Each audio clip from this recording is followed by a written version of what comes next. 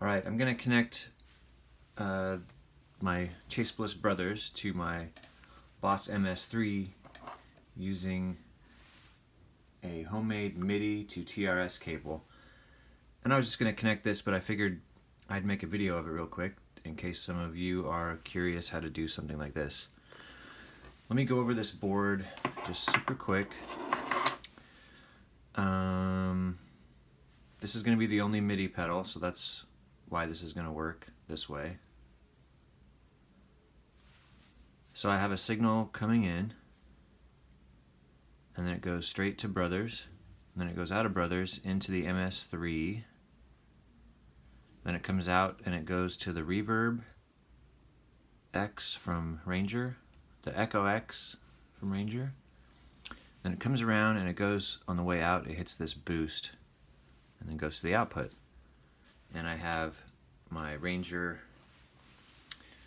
Dwarf Bleep is my only thing in a loop, and it's in loop 1.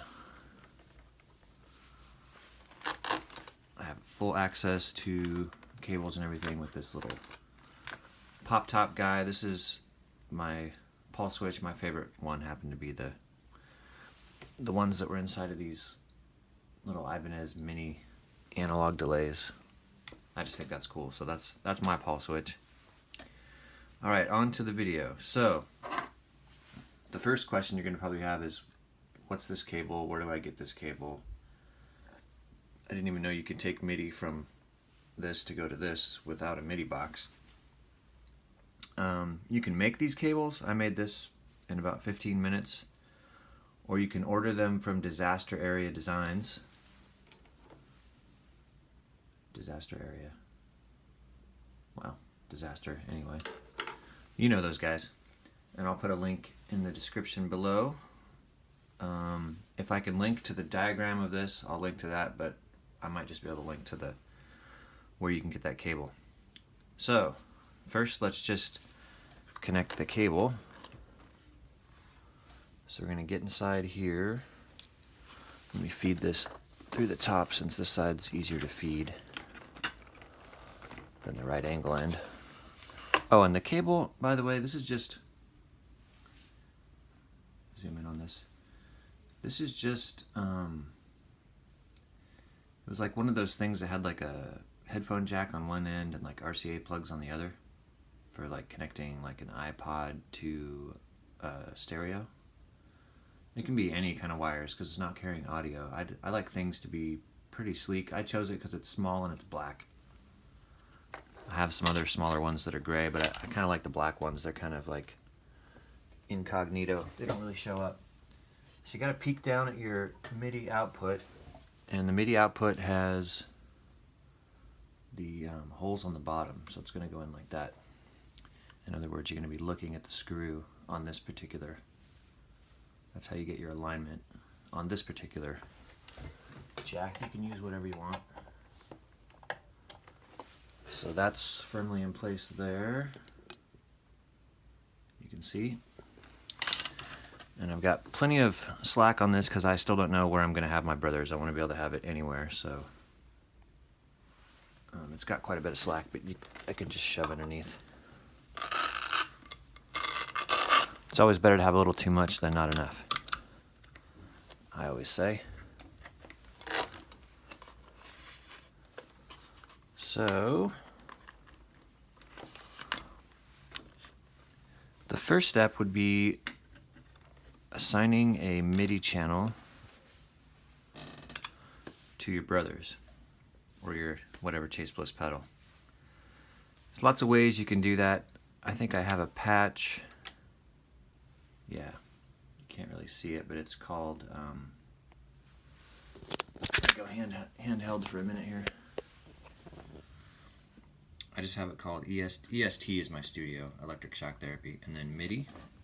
So I would just name everything EST that I know is like my own personal thing, and then so I use this for assigning MIDI stuff.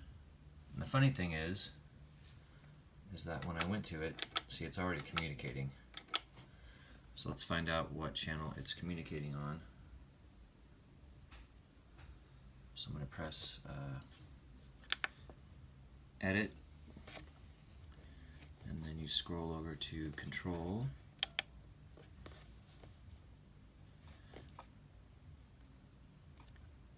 Whoops, see, it's hard to hit.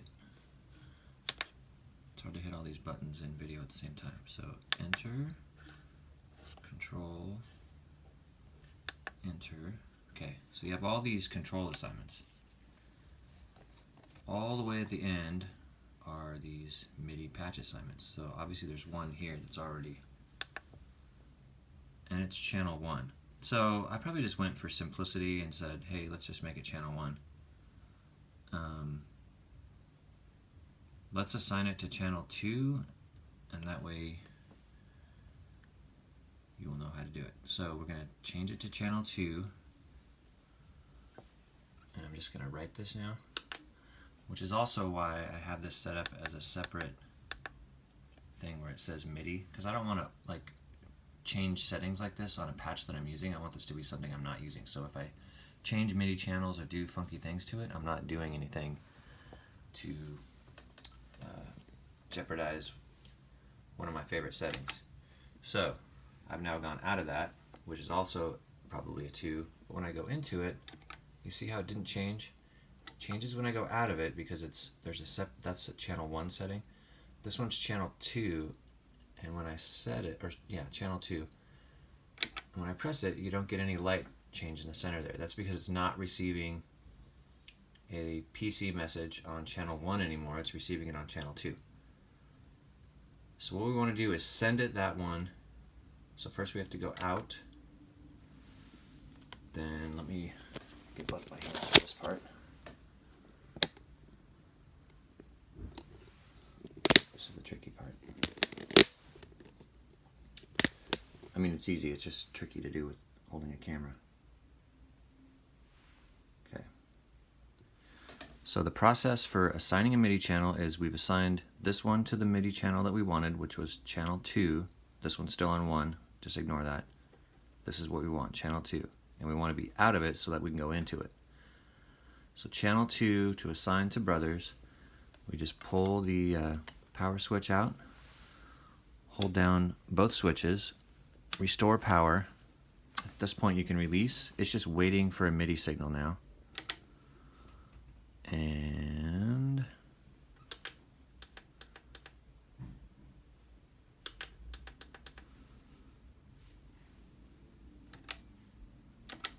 there we go. So I had to go out again. Sometimes it likes to see like it more than one time. And now when I press 4, this light shouldn't change. See that? Changes only when I press 3 because 3 is the one that's sending it on the proper channel. Another way to make this kind of easy is you assign 4 to also be channel 2. I'm going to do that real quick, but I'm not going to show you the screen. Let me just do this real quick. It's kind of funny how all this stuff is kind of like, it's like you have to come up with little techniques on your own. So this is now 2 and this is 2, so you see it changing no matter which one we push. And this is handy because, like I say, when it's receiving the PC for MIDI assignment, sometimes it likes to just receive it more than one time. One time is sometimes not enough. So now I'm going to go back and assign this to channel 1. So I'm going to go to 3, edit, and I'm going to that first MIDI patch. If you want to see this, I'll show you. This is good review, I guess. Alright, so I'm in 3. I'm going to go edit, enter the control, MIDI patch 1, just, you got to start somewhere. And it's on 2, but we want 1. Whoops, don't go too far, it'll turn it off.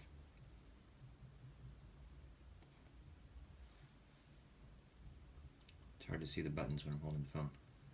Okay, 1. And then I'm going to exit. I'm going to write that. So that wrote it to 3. Now we're going to go to 4. We're going to do the whole thing over again. Enter. Go over to control. Whoops, I keep doing that.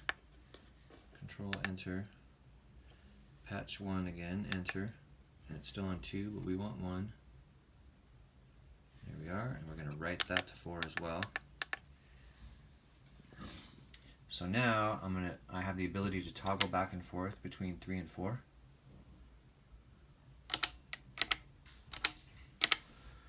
Let's see, put this back in the folder. Camera focus.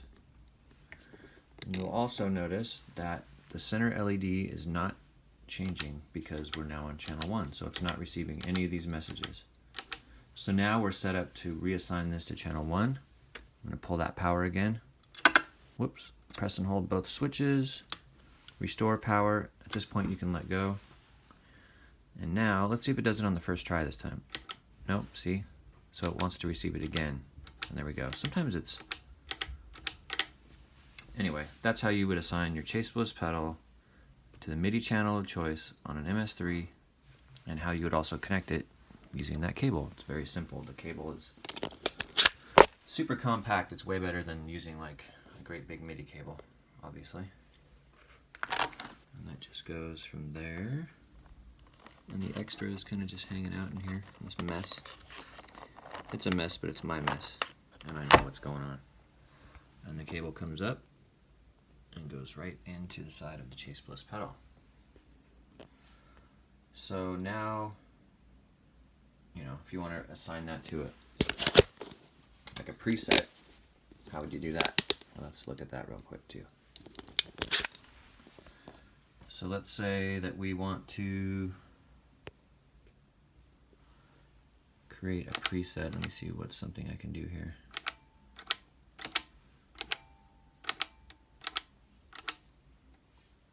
Alright, let's just do this preset 4 and say that I want, say, preset number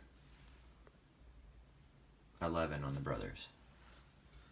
So we're going to go into edit mode here, scroll over to the control, and we're going to call it MIDI patch 1. Doesn't matter which one you use, but I mean, I think it's just smart to start with the first one and kind of move on. So I'm going to enter 1, so it's channel 1, of course. Next page, you can ignore that first thing, that MSB. So PC, that's program change. I almost forgot for a second, because I refer to it as preset change. It just kind of helps me know what it is. It's changing the preset. And we were going to do preset 11.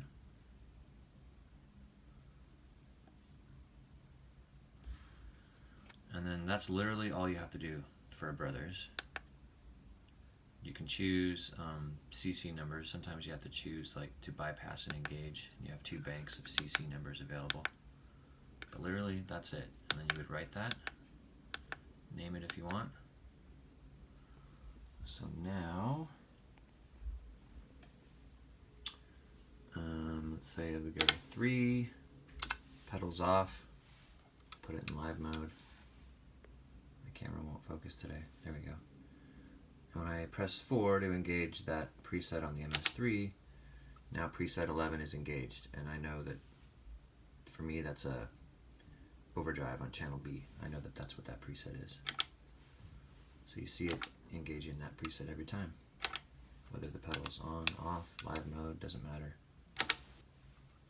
There's preset 11.